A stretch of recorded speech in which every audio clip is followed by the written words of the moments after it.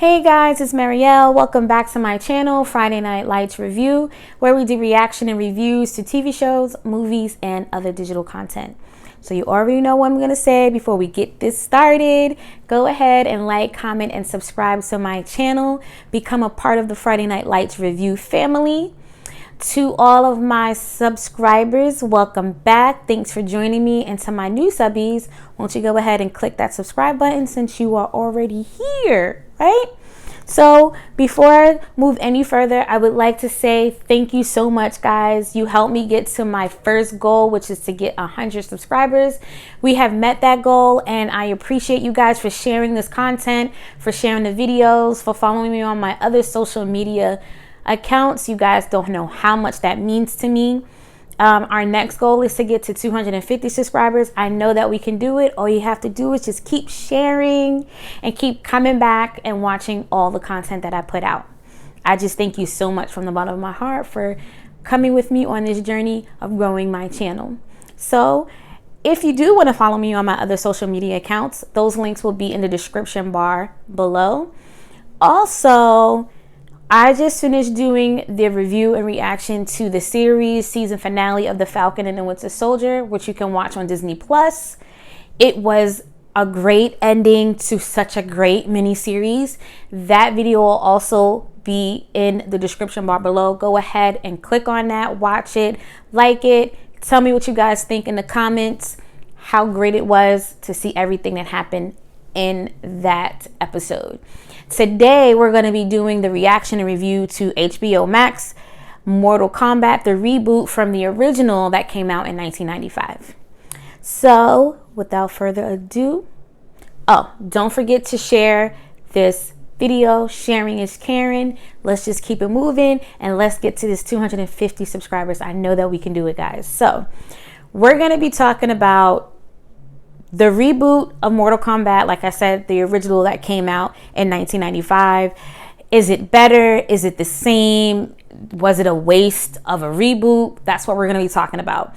We're going to talk about the pros and the cons of what we liked, what we didn't like. And then at the end, we're just going to give our overall reaction to it. And then out of 5 stars, where does it fall?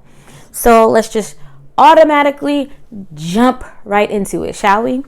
So the movie was directed by Simon McQuoid. I think I'm saying his name correctly. I do apologize if I'm not. Now, before I watched the movie, I had watched an interview with him, like, you know, the whole, like, the behind the scenes of how the movie is getting made, right? So this guy was so passionate to doing this reboot because not only did he love the film, the original film, he loved the video game, and he wanted to make this reboot so authentic to the game. As far as the cinematography goes, the dialogue, the script, the graphics, all of it, the CGI, he wanted to make such a huge masterpiece. That's what he just constantly kept saying. And we're going to talk about to see if he actually succeeded in what he wanted to do as far as his goal. I do want to point out one thing. The guy who plays Sub-Zero and Ben Liam, I think I'm saying it, Biam, I don't know. I'm sorry if I'm messing it up. His character, Simon McQuoid said the guy who played the character Sub-Zero was learning the choreography of the martial arts and the fighting scene so fast and catching the script so fast, like that he hadn't seen, along with his producer, hadn't seen anybody move so fast, where they had to keep letting the other characters who was learning the choreography to their fighting scenes, they had to cut them and keep moving to catch up with him. And he said he hadn't seen anyone so fast since Bruce Lee, which to me is a huge accolade, a huge compliment, because we all know that Bruce Lee pretty much paved the way for all the cool martial art movies that we watch with as like Ip Man or IP Man or Jet Li, all of them. Down to Jackie Chan, who does his own stunts. Like, we know that Bruce Lee kind of like paved that way, right? So I think that compliment just out the gate in that interview was something huge, and we're going to talk about to see if we felt, or if I felt, or if you guys felt. Just let me know in the comments if he kind of deserved that accolade, right? So I just wanted to throw that out there. You can see the interview on YouTube. You can watch it. He had so much passion to do this movie, to do this reboot, that just from watching that interview, you're even more hyped. Like, I was super duper hyped because, one, I remember the original in 1995. I literally had just gotten to junior high school, I believe, and I loved the game. Me and my twin sister, we would play all the time. She was the first one to beat the game, then I came up behind her and I beat the game, and we always chose either Sub-Zero or Raiden or Sonya. So I was really excited because I was so hyped when I was younger to watch the 1995 version of Mortal Kombat. So right off the gate, the reaction of the movie was, I had so much anticipation, and sometimes I know that we kind of gotta talk to ourselves and like not put so much anticipation, so much excitement to something, because sometimes we find ourselves feeling like we fell short, or we just didn't get satisfied for what we thought.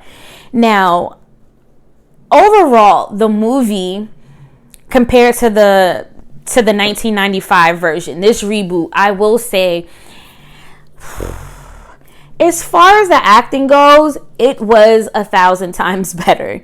I will say that. It was so kind of like corny, commercially, when I rewatched it recently. Now, when I was 12 years old watching it, I thought it was the best thing since freaking sliced bread. All I know was that our video game was brought to life on screen. So right out there, I was just super duper excited about it. But watching it as an adult now, you're like, oh my God, I really like this. This was like low-key corny. And that's okay. The acting was 10 times better, like I said, in this reboot from the original. I do like the authenticity that Simon McCoy kept. Like, we had all the characters: Liu Kang, Kung Lao, Kano, Raiden, Jax, Melina, Sonya, Cabal. We just had Hanzo Hasashi, which is Cole Young, and we'll talk about that in a little bit. Shang Tsung, the person who was in the outer world to trying to take over the Earth realm.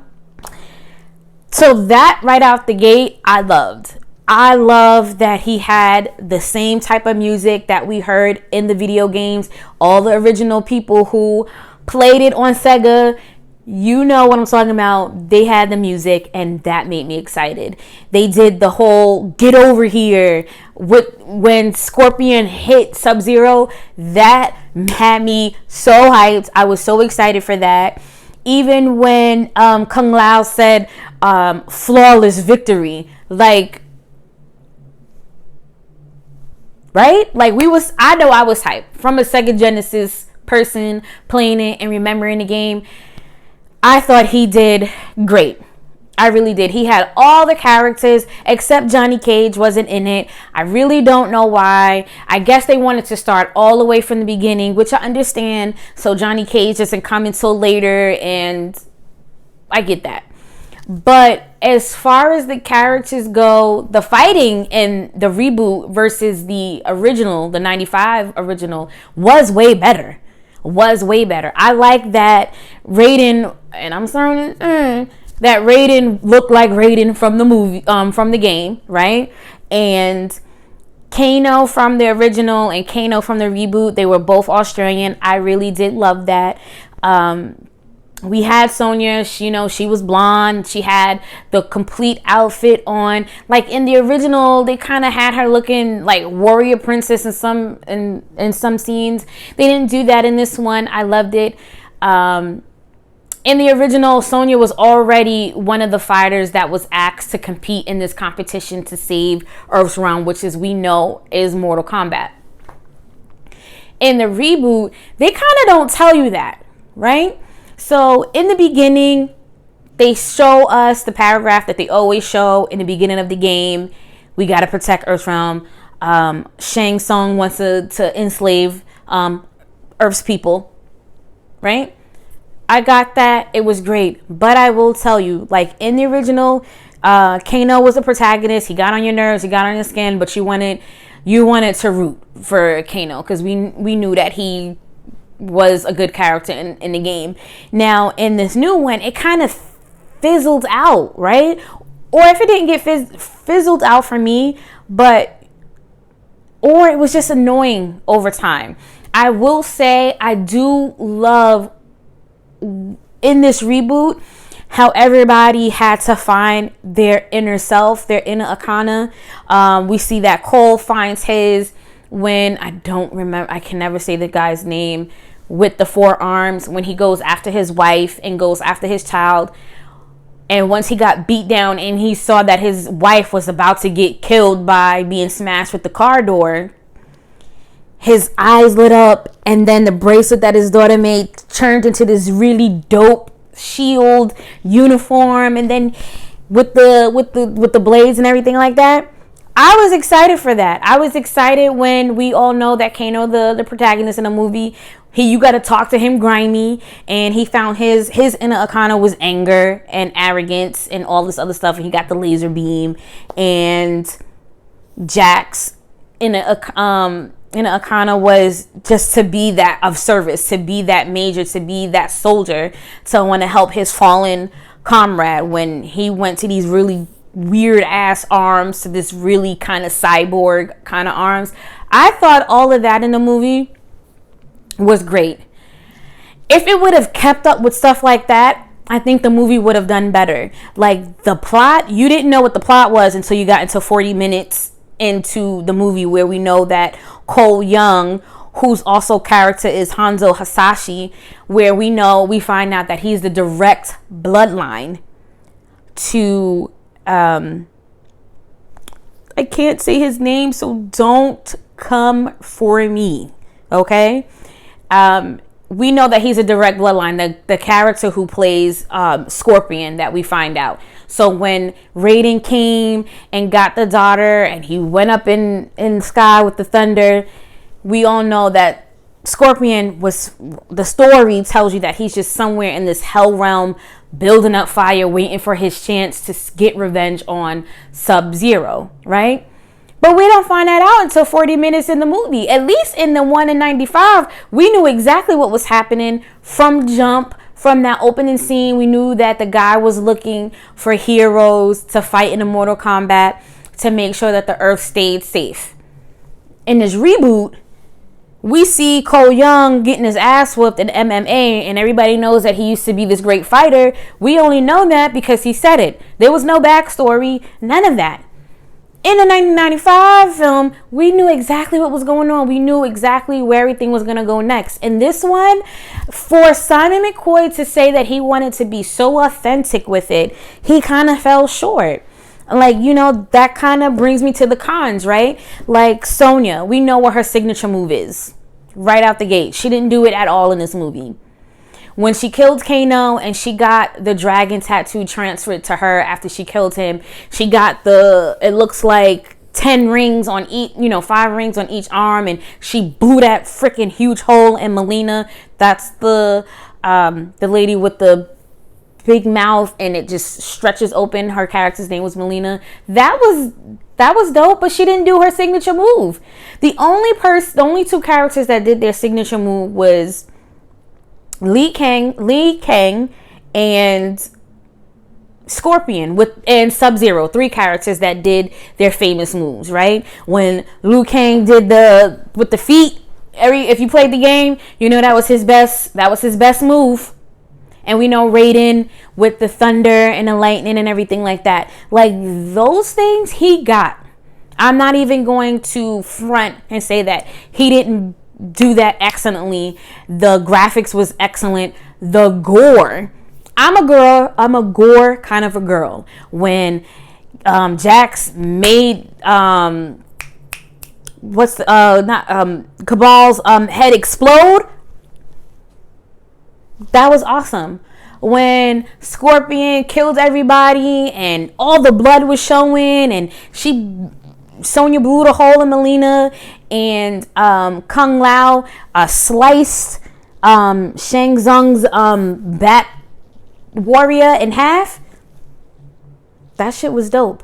But that's not enough for a movie, right? So I was excited about the choreography. The fighting scenes were great. I don't care what anybody says. Hands down, the best part of this movie was the fighting scenes. They were authentic. They were done so great. The fighting, the sound effects, all of it was so amazing. So he definitely got the fighting scenes down. He definitely got the gore and the kills down, like because that's what made us so hyped as kids when we was playing it on Sega, watching people explode, watching people's heads get cut off, get split in half. So he did that. He kept that true to the video game. He did that in this movie. But as far as the dialogue goes, as far as the plot goes and the scripting, I mean, it just fell really short, and I was really disappointed because all the new great things that we can do in movies now, where you don't have to make the movie so much of the action because it's not worth listening to the actors talk. You got these great actors, you got these martial artists who know how to do all of that, and it felt like the movie was just fights, and it was like all these like one line through the whole entire movie. The best line of the movie though is when Jax wins and he looks at his hands and his arms and he goes, "Yeah, these motherfuckers will do." That was the best line out of the whole movie. But that's all the movie was though. If that's how I'm seeing it. They were all like one-liners. There was really no dialogue between anybody. You know, we find out that Sonya didn't originally have the dragon mark, but in the movie she was part of one of those warriors. We see that she had to kill Kano to become one. We see that Jax got his by killing somebody else. Kano got his by killing somebody else, and so forth and so forth. And Liu Kang got his because he was born, because he's a direct bloodline to Scorpion. That's how he got the armor and everything like that. But let's talk about how they fell short when Cole Young Hanzo Hasashi got his powers. It was so short. We saw his eyes light up, 2.5 seconds. We see that if you hit him and he lights up with the fire like Scorpion, 2.5 seconds. Like, it did not last long enough for me. Like, if that was what the movie was based on, trying to find Cole Young Hanzo Hasashi so he can fulfill the prophecy of gathering new warriors to fight for Earth's safety, they didn't do it long enough. It was like that. And then when he fought Sub-Zero, that was another chance he could have made and showed all of that. Fell short again. Like, if his whole freaking body gonna light the fuck up, right? When he's trying to save his daughter, trying to save his wife, how come that didn't happen? They fell short there, and I was very disappointed because it wasn't like that in the 95 movie. We got what we got, and we was happy with it. And this, he should have came harder. He should have came better. Things should have lasted longer, and it should have been a lot more dialogue, if you ask me. Scorpion and Sub-Zero's fight was the best fight because Cole Young Hanzo Hasashi, his fight with that ogre didn't last long enough for it to be the best fighting scene in the movie. It was Scorpion and Sub-Zero when they both took their things off and he said, "Remember this face," like when he fought in 16, 17. Like, they didn't even explain how they even stayed alive for that long. They should be dead. How did Sub-Zero stay alive? Okay, we understand how Scorpion stayed alive. He was stuck in this realm, right?